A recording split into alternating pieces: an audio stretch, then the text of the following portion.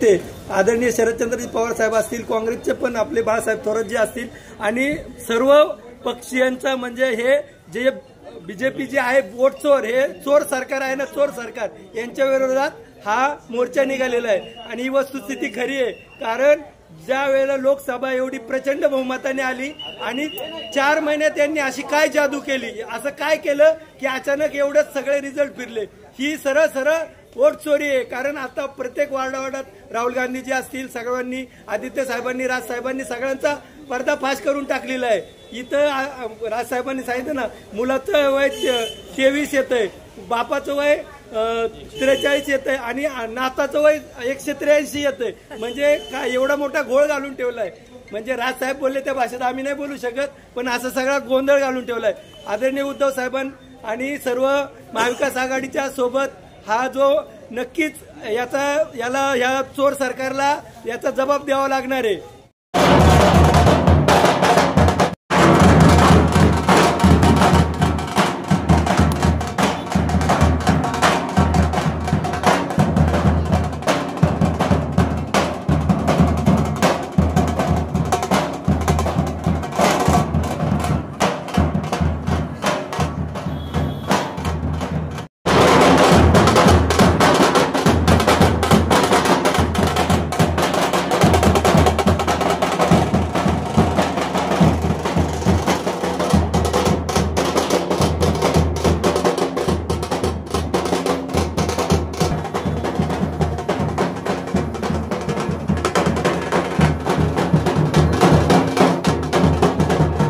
वतीनं आमचे सर्व सन्माननीय पदाधिकारी नवीनभाऊ आचार्य, सचिन ससाने, विशाल कदम, सुरेश शेट्टी, राजेश पुरबे आणि त्याचबरोबर सर्व शाखाध्यक्ष, उपशाखाध्यक्ष, सर्व पदाधिकारी मिळून आम्ही या ठिकाणी रेल्वेने जात आहोत।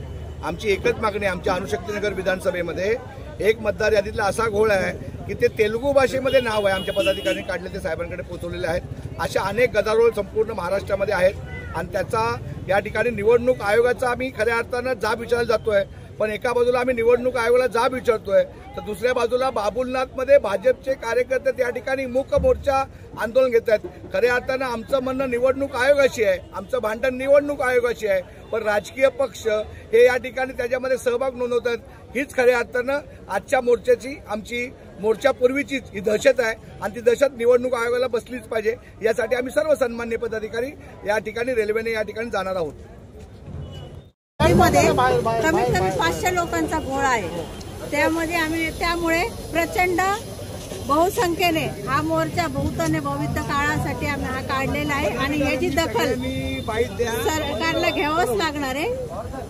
एवढंच बोलतो मी। हे मतदार यादीमधली जो घोळ झालेला आहे, तर राजसाहेबांचा भाषण म्हणायचं तर हे मॅच फिक्सिंग, ज्या पद्धतीने मॅच फिक्सिंग केलेलं आहे ते म्हणजे मॅच फिक्सिंग करून निवडून येणं यांना सवय लागून गेलेली आहे। कित्येक वर्षापासून माननीय राजसाहेबांनी 2017 पासून ते मुद्दे उचललेले आहेत। आज लोक त्या इतर पक्षांना समजून आले की हा राजसाहेब बोलतात ते बरोबर आहे, कारण 2017 पासून साहेब सांगतात की मतदार यादीमध्ये गोळ आहे, मतदार यादीमध्ये गोळ आहे, पण लक्षात आलेलं नाही। आता लोकांच्या लक्षात येत आहे की नवी मुंबईसारखा ठिकाणी आयुक्तांच्या घरावरती 500 लोकांची मतदार नोंदणी झालेली आहे। म्हणजे विचार करा किती मोठा, अख्खा भारतात किती मोठा गोळ असेल। त्या म्हणून आज मनसेनी महाराष्ट्र नवनिर्माण सेनेचा, सन्माननीय राजसाहेब ठाकरेंचा